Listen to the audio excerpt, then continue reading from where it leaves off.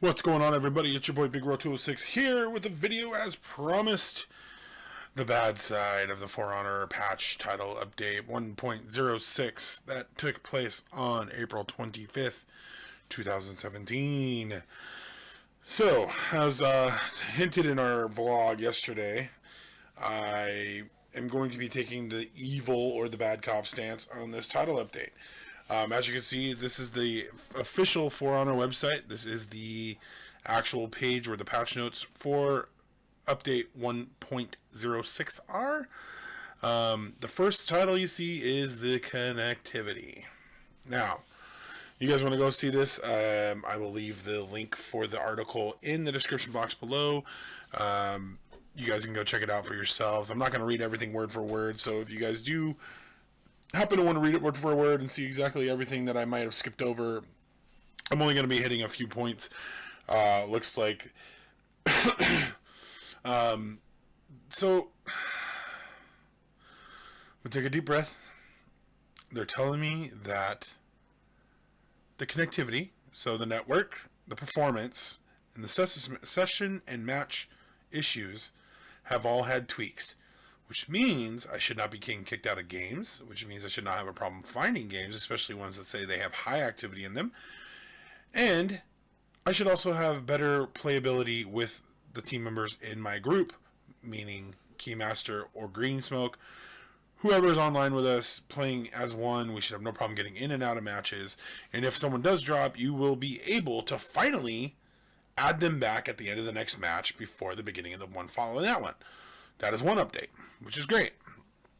Now, the data problems. The data exchanges between the players are now more resilient to network fluctuations, which means if 3 people in the room had 3 bar and one person has a green bar, and that person is the host of the map, the other 3 are more likely going to drop out. That's what was happening. Now they're saying it's more resilient to everybody's internet because not everybody has great internet.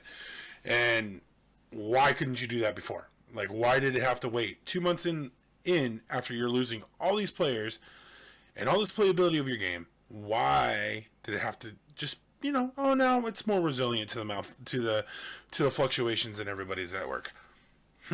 Interesting. Point number 1. And it also reduced the footprint of the data exchanges to improve match experience under limited network conditions. Again, why was the footprint so big that it had an issue to do that in the first place?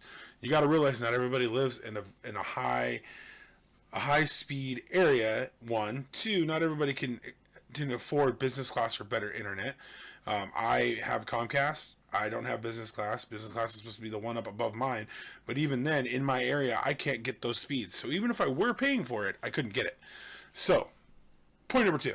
The network, they just decided to make it easier for everybody to play together. Why didn't you do this already when you knew it was one of your main problems of the game? Next, performance. Now they have multiple performance improvements, increasing the frame rate on both the game menus and during matches, which means you shouldn't lag as much, which is great. It also fixed the performance degradation when the Xbox One home panel was being opened, which sometimes triggered a simulation of resynchronization. Now, if you own an Xbox and you want your buddies to join your Xbox Live chat party or check a notification that just popped up on your launch screen, you have to come out of the game into the home screen to do so.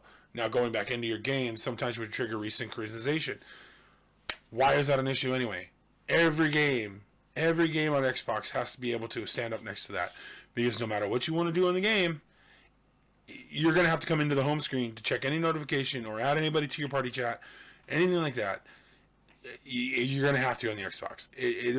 That should have been in the dev kit. Like, why is that an issue? Why was that a bug fix? Okay, so there it goes for performance. They tweaked some things that hopefully the graphics and everything won't lag as much. Seems that that's going to be great, but then again, my point being in this whole thing is, why hasn't that been done already? Now we get down to the session and match fixes. So, reduced match timer, not a big deal. They're able to activate join in progress at the end of the match. That's a huge one for me, because playing with 3 different people on 3 different internets, so one of us will get dropped out. Now, we're going to make all your other guys leave the match that they're in, so that you can join in with them, so that you all three can play together. No, you guys go ahead and play that match. I'll jump in at the end of the next one. No big deal. Now they made that a possibility. Again, why was that not a thing 2 months ago when the game was launched? It just doesn't make sense to me. These are all things that could have already been done.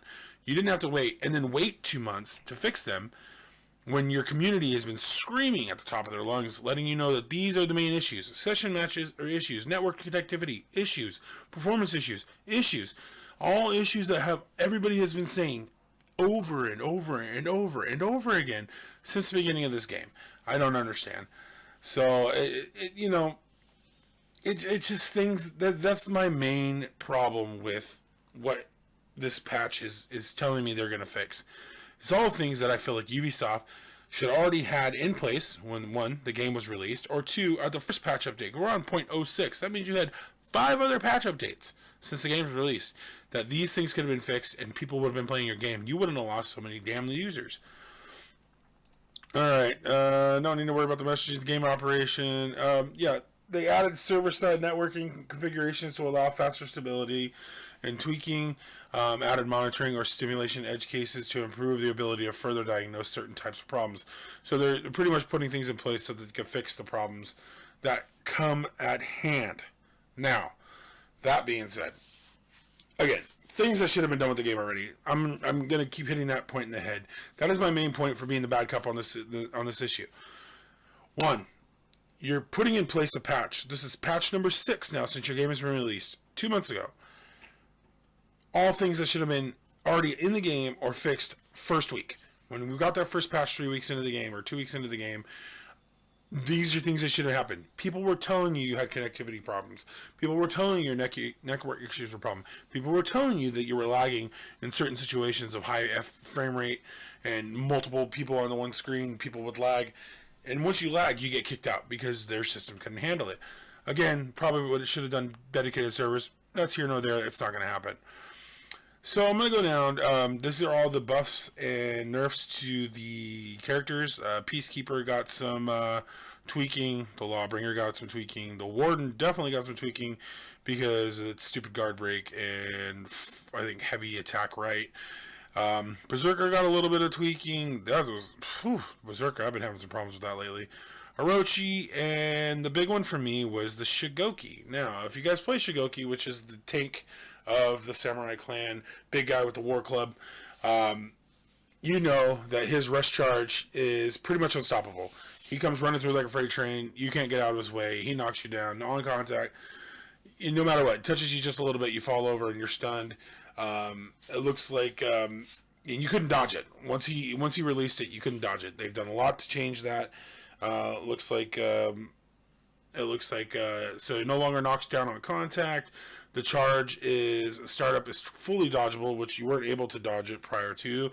The trajectory can no longer be adjusted with the left stick as you're running. So once he goes, he's going in a straight line, and you cannot regenerate stamina during the charge. So pretty much he's going to be completely out of stamina, and he can't direct his charge as he's running.